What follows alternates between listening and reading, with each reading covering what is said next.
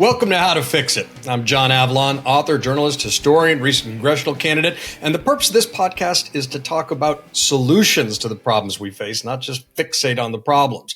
And joining us this week is one of, I think, the preeminent policy thinkers in America right now, Matt Yglesias. He is practical, he is principled, and he has advanced ideas that the Democratic Party and really all our politicians should listen to, advocating ideas around popularism, an early advocate of the abundance agenda, and something called common sense Democrats, which I heartily subscribe to. Matt Yglesias, it's great to have you here. It's really good to be here.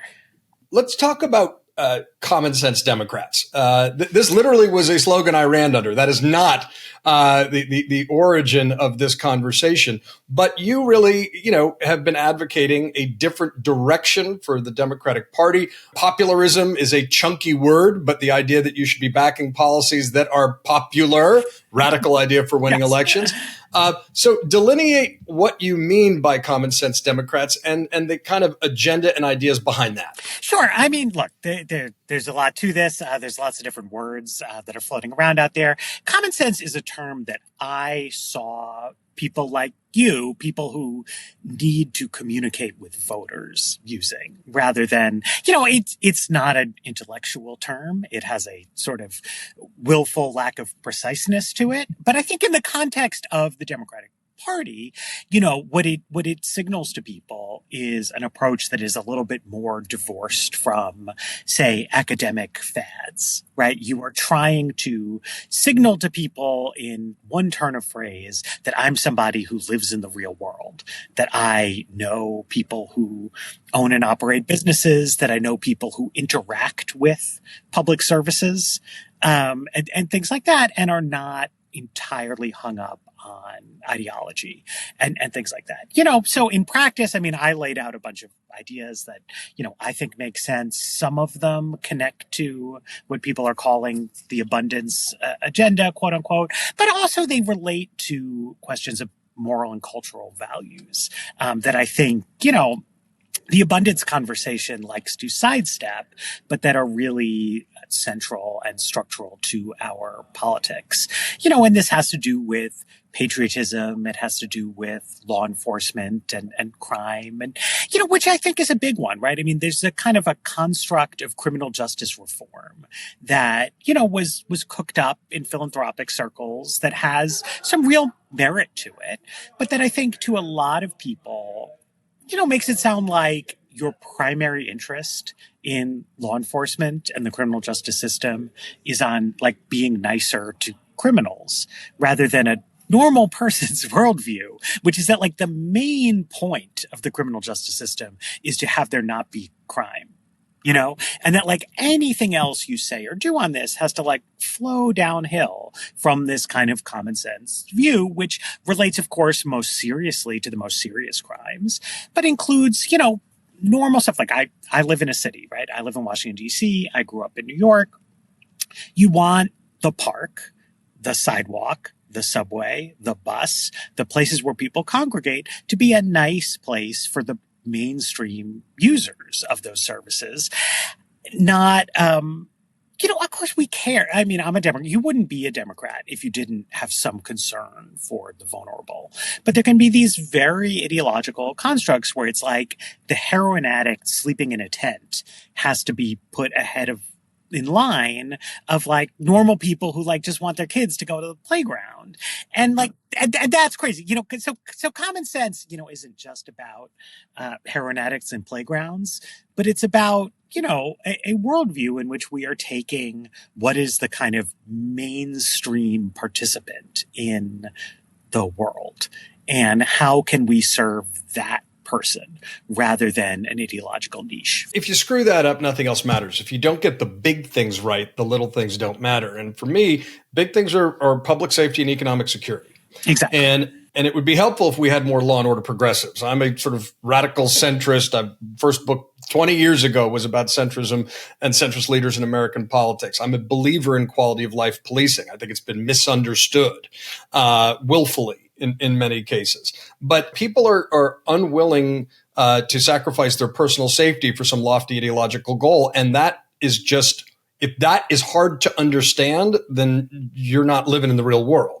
But moreover, there's a political toll. I mean, you wrote about the cost. The last open Democratic primary had created real brand damage to Democrats that extended through the 24 election because of these sort of narrow litmus tests that were being pushed by the Twitterati.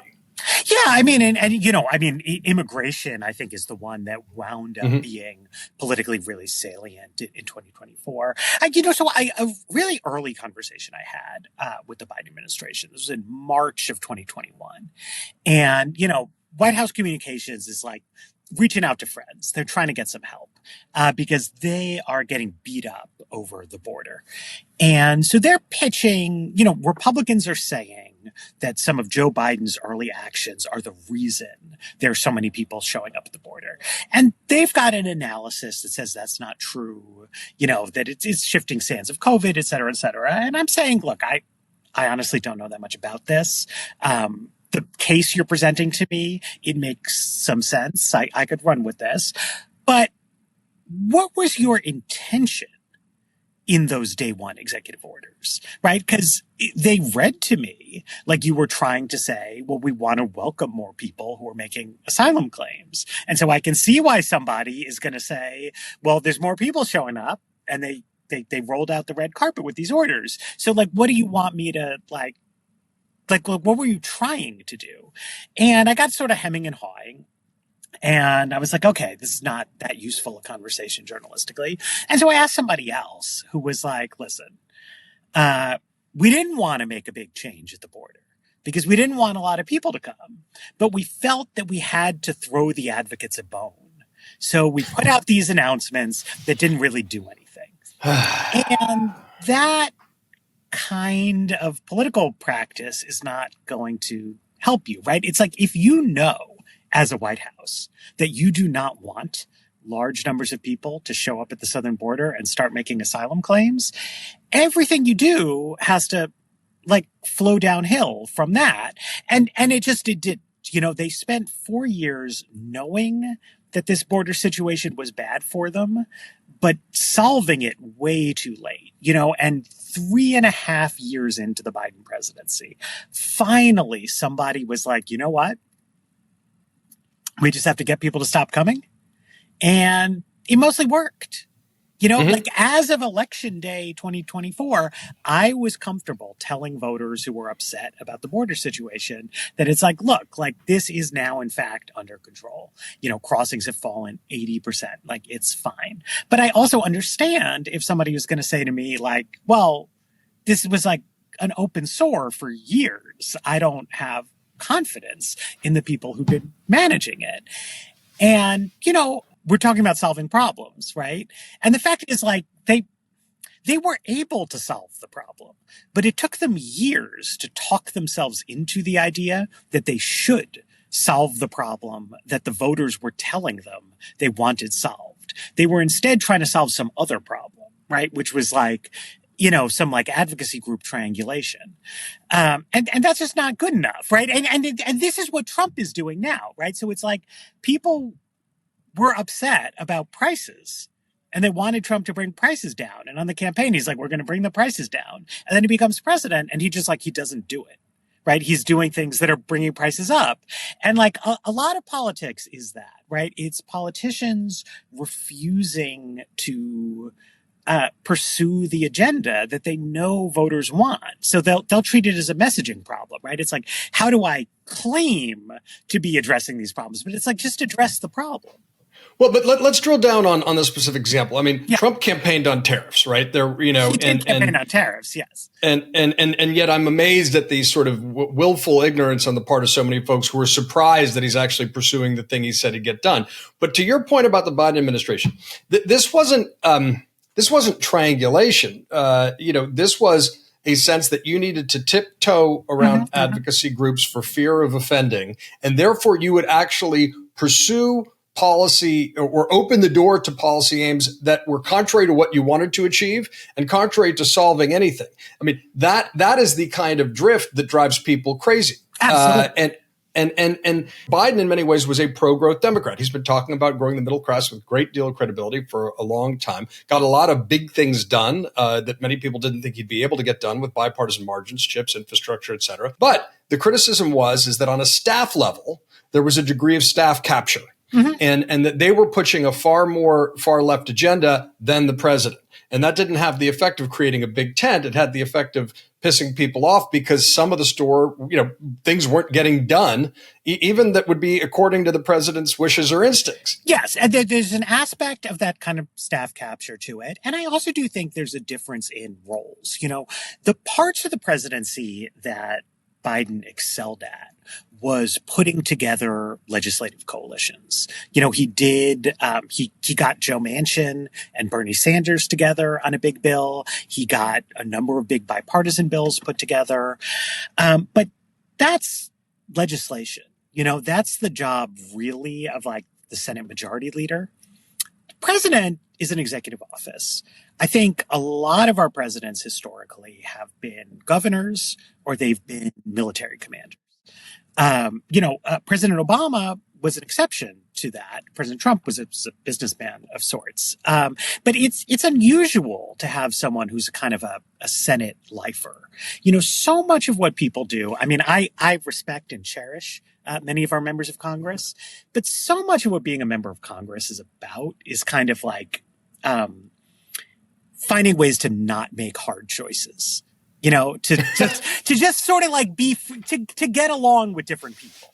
And if you're running a business on the tiny scale of my Substack, or certainly if you are governor of a state, mayor of a town, it's like stuff happens where it's like one guy who you like wants more money and another guy who you also like wants more money.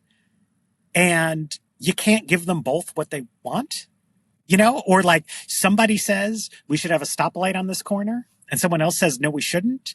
And like, you got to decide, right? And I think President Biden struggled with that, with like things where you have to disappoint some of your friends. You have to make a kind of a tough call. And like, I mean, I will say as somebody who mostly supported the administration, they often got to the right place eventually, but way too slow on so many things, in a way that I just don't think an effective swing state governor, say, would ever have had that kind of choice. Well, obviously, I mean, there's a reason we primarily elected governors, as you say, yep. And I think that's a good note to take looking forward. But before we get to what the 28 crop what notes they might take, I do want you to first of all like define popularism for people because it's somewhat self-evident, but let's just make it crystal clear for folks. Sure. I mean, it's funny that this ever became a thing, but like there was a time you can go back, look it up. And this was in 2017, 2018, like some Democrats were talking about abolish ICE. And lots of other people were talking about like, that's really stupid. Like don't say something insane that people are going to hate.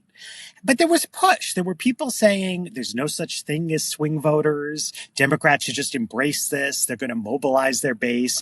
Popularism is the like really dumb idea, but true that like in electoral politics, it is better to say things that people agree with than things that they disagree with. It's better to take positions that are popular than positions that are unpopular.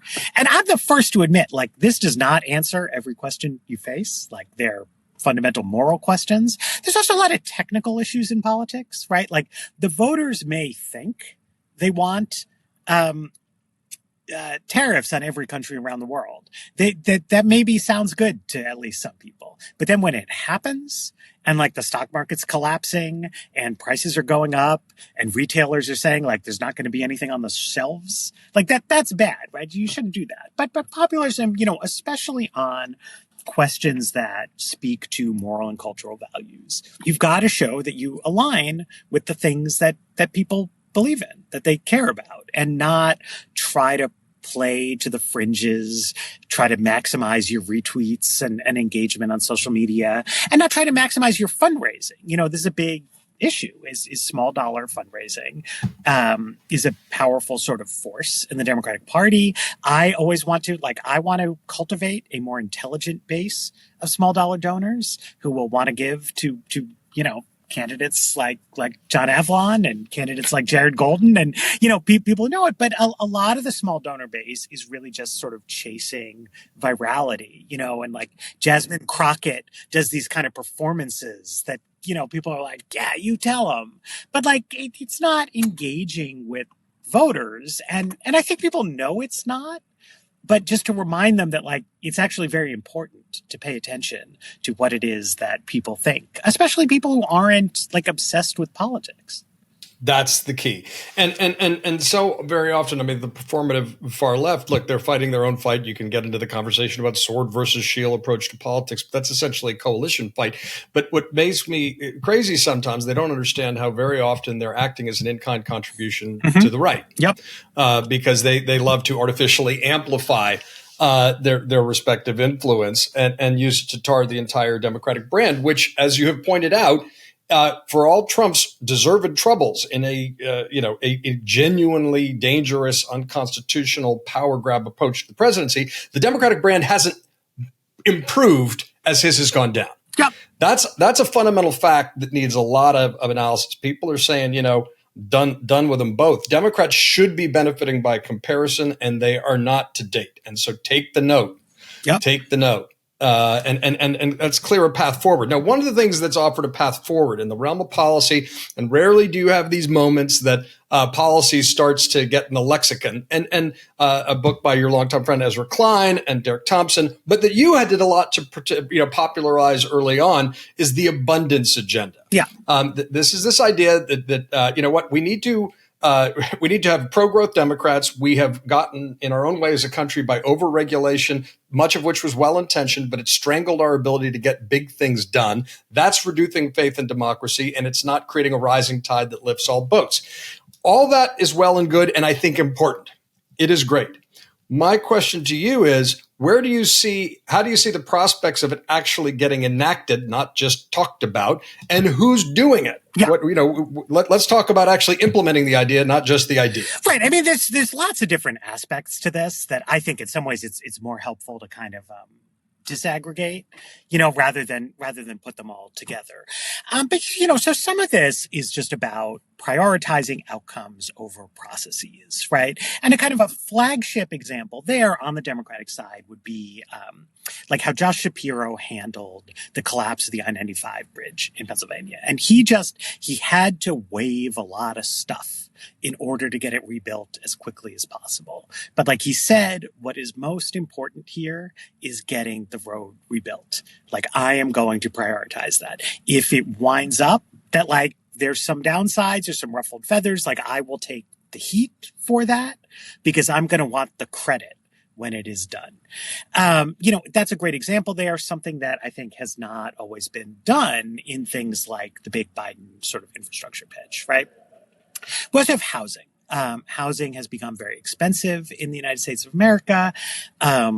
This is basically a supply and demand question. It is basically a regulatory issue. It's a thorny one in certain aspects. But we've had states that have done sort of big bipartisan reforms of their housing system. Florida had 2 iterations of the Live Local Act, which was sort of originally spearheaded by the Democratic minority in the legislature, but they found partners on the Republican side and sort of got things done. Montana, it was the opposite, started with Republicans. They didn't have the votes, got some Democratic help, et cetera. California has a bill that's sort of wending its way through, aimed at transit-oriented development, could be challenging. This has been very contentious in New York. I mean, out in your neck of the woods. I mean, I think there's a strong feeling in Long Island that the problems of traffic congestion and other concerns are, so severe that they can't handle more residents, they can't handle more construction. And, that's a tough issue there. For Democrats is to take the economic growth question seriously, and to like ask ourselves, there's no one particular place where new housing and new infrastructure has to go, but it has to go somewhere unless you want to say we're comfortable with New York and California, New Jersey, Oregon losing population every year as people are going to go to where life is affordable. So that really is the brunt of this. It's not just affordability. I mean, what you're pointing to, and you've been a card-carrying member of the YIMBY movement, yes, in my backyard, not the NIMBY, no, in my backyard for a long time, is that red state economies have proven more attractive, not just to businesses, but to individuals.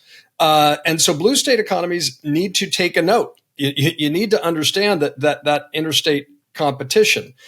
We could probably depolarize the issue of affordable housing if it was also set aside for cops, teachers, nurses, firefighters, and veterans, as is being done in some places. But what are some of the ideas that has you excited, and who's picking up the mantle, particularly in the federal government as well as the states? You mentioned Polis, you mentioned Shapiro as people who are pursuing that, because when Manchin tried to get permitting reform done as an adjunct to the IRA, he got shouted down. He did. I mean, you know what? I think that, the Manchin permitting bill, where again, he put a lot of time into working on it. There were a lot of supporters there, but ultimately the environmental groups didn't want to do it.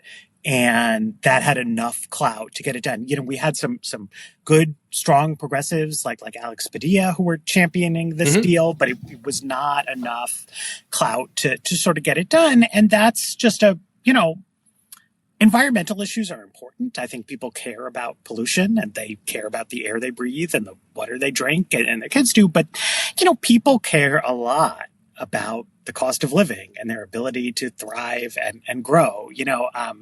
Ruben Gallego had a version of this where he's saying, people want to move out of their mom's house. They want to be able to buy a big ass truck. And people are different everywhere in terms of exactly what it is they want. But people want to be able to afford things, and they want to be able to afford the stuff that they want. And I think that we can address environmental issues within that context, but you cannot have a degrowth mindset. It doesn't work. People, resources, businesses, opportunities flow to the places that are growth friendly. And I think people don't always understand, everybody in New York and New Jersey is upset about property taxes. But one of the reasons why the property tax burden in those towns is so high is that the legacy pension costs are very high. If you've got somebody who was a cop, a teacher, or a firefighter 10, 20 years ago, and you are paying them a pension, that's fine if your population is growing, right? If your population is growing, you have a growing tax base that supports those legacy pension costs. When your population stops growing, a larger and larger share of your present day tax revenue is going not to pay for police and schools and firefighting now, but for the past, that dead legacy. Mike Bloomberg used to say we're paying more for fires already put out than fires that might break out tomorrow. People get it that you got to pay taxes to have services, but nobody wants to pay taxes in exchange for nothing. But if you don't have population growth, that's what you wind up dealing with. And so I think that there is a stronger case for, for building, for housing, than people necessarily realize. That it's not just about sort of affordability for renters or for hypothetical homeowners of tomorrow. It's about making sure that communities can afford to maintain the things that people like and that they want. And, to give some credit to the blue states, right? I mean, part of the reason why my wife's family lives outside of San Antonio, part of the reason why they build so much housing outside of San Antonio is they just got all these cattle ranches, marginal cattle ranches everywhere. And so those get churned up. They turn into new subdivisions. Housing goes. You go to Nassau County, right? It's they're out of space. There's a fucking ocean to the north and south of the existing land. The same's true San Francisco, right? You look around, there's water. So it's harder. and you need to find ways, places where infill makes sense and, push it in, because you can't just go out and out when you're backed up against large bodies of water.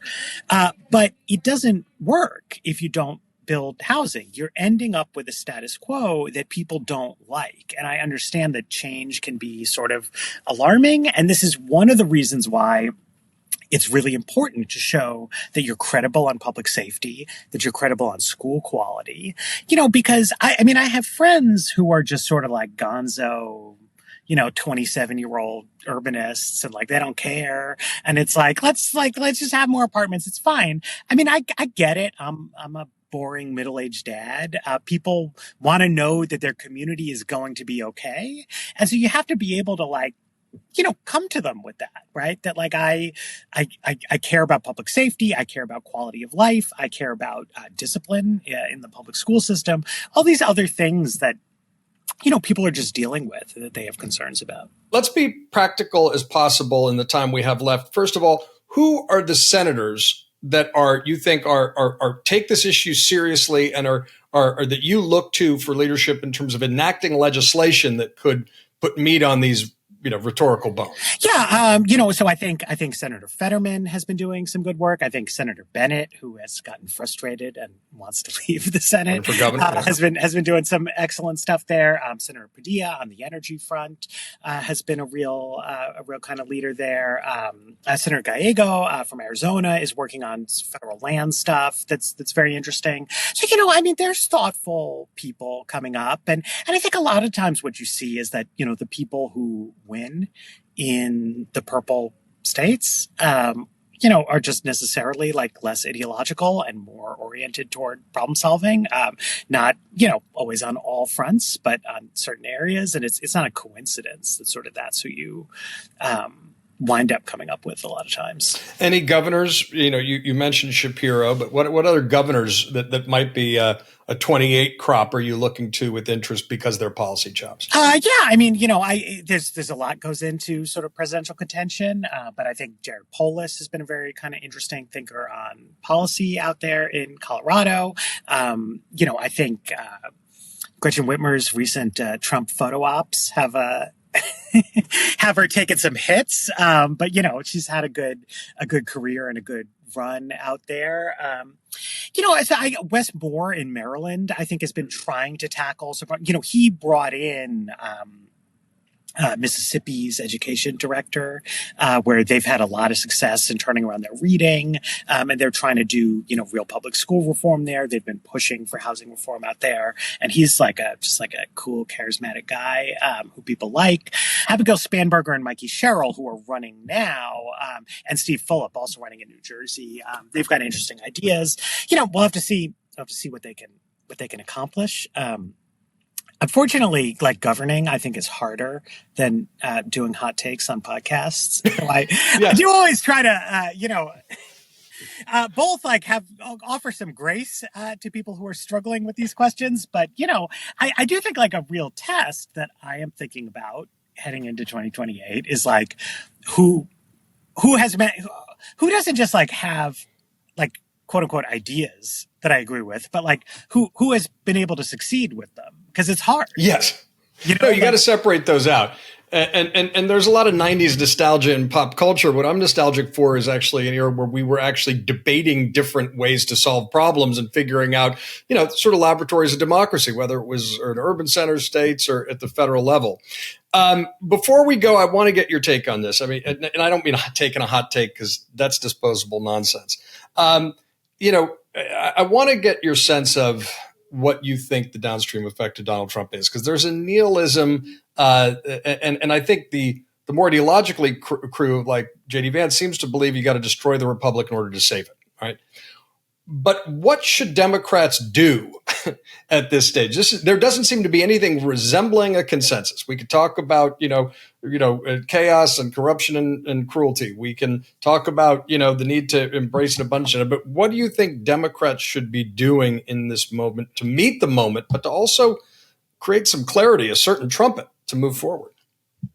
I think, for one thing, Democrats should recall that Trump has become quite unpopular, almost across the board, partial exception of immigration. So whatever their criticisms of Trump are, whether it's perfectly right or not, like, it's okay. It's working. People see that, like, some of this isn't good. So, like, stand up for what you believe in, like, be critical, be strong, be a fighter. That's all great. The problem Democrats are struggling with is that there is a loss of faith in themselves and in their party. And that this is a real difference from, what people our age remember from our lifetimes is Al Gore lost, but Bill Clinton was popular. Hillary Clinton lost, but Barack Obama was popular. So as a Democrat, you didn't necessarily need to, like, go back to square one as, like, what do we stand for? And it was okay. If people were like, oh, they just want to go back, you could be like, yeah, kind of. Like, the prior president was well liked. That is not where we stand in the wake of the Joe Biden experience. To people who are younger or people who just don't have long political memories, what Democrats being in charge meant was this big rise in crime, big rise in illegal immigration, big rise in inflation, and just like Trump being bad, people see that. But even though crime went down under Biden, we should say. Eventually, yes. But I mean, it's like you need to show people something different, show some independence of thought. Politicians who lack creativity look to the existing advocacy infrastructure that exists, and they're like, well, like, our people want to talk about childcare, climate change, and something else. I don't know, whatever it is. But you look at what people want to talk about, and it's like, they care about those issues a little bit. But, like, the share of people who have kids under 5 is just small. It's like not that many people. More people care about K-12 school quality, right? They want to know about, like, how are we going to deal with phones, right? How are we going to, or even this, like, there's a very sectarian group of people who are, like, obsessed with antitrust policy. But there's a much larger group of people who, like, are vaguely worried about, like, how is streaming content changing our society, right? Like, if all my kid wants to do is, like, sit at home and watch YouTube all day, like what should I do about that, right? When Bill Clinton was president, he took that kind of thing very seriously. If people are worried about nudity and violence on cable television, which was, like, a new thing because it wasn't allowed on broadcast television, like, he was going to talk about it. He was going to engage. He was going to say, like, I want to, work with parents and make something happen here. And I just think, like, that's the discipline, that, like, part of saving democracy from Donald Trump is standing up for the rule of law, saying, like, you can't pardon the January 6th rioters. Like, it's outrageous stuff that he's doing.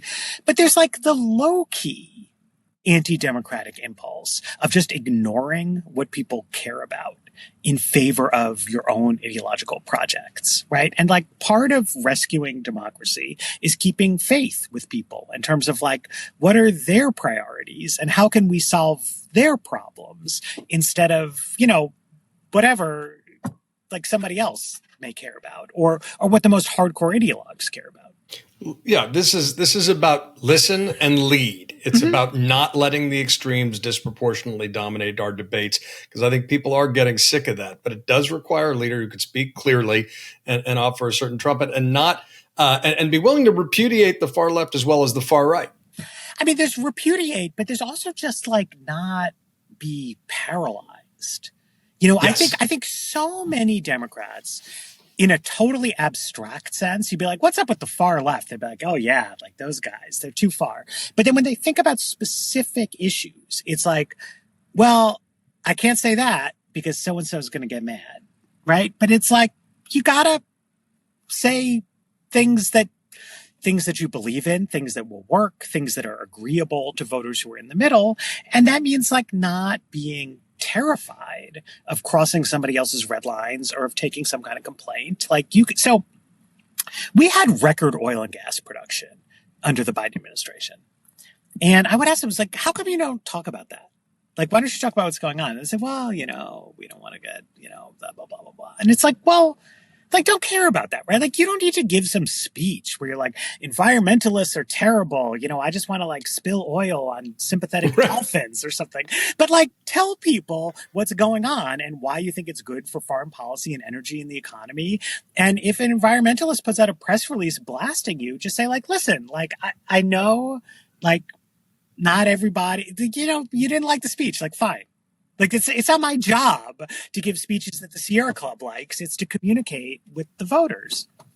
Yeah, and you can't do or say anything useful if you're constantly tiptoeing around for fear of offending someone somewhere. Yeah, it is what it is. And I think that there was a kind of a weakness, a cohort of weak leadership in the Democratic Party that was very focused on placating people. And it only made the extreme demands more severe. Yes. You know what I mean? Like, strong leadership is its own kind of flywheel around these things. I deeply believe that politics is conducted on an almost subconscious level around strength and weakness. Mm-hmm. Bill Clinton used to say people will vote for strong and wrong every time. Yeah. And so Democrats have to be stronger. Yeah. And sometimes it is just reduced to, it's the gut check of politics. But if we can advance ideas that are popular, that are effective, we'll regain our credibility. And that's the key. And it's not just ideas, but putting the ideas into action. Yep. And that's one of the things I think you're a great voice for. You help cut through help find the signal amid all the noise. Matt Yglesias, small, boring. Thanks for joining us on How to Fix It. I appreciate it. Thank you.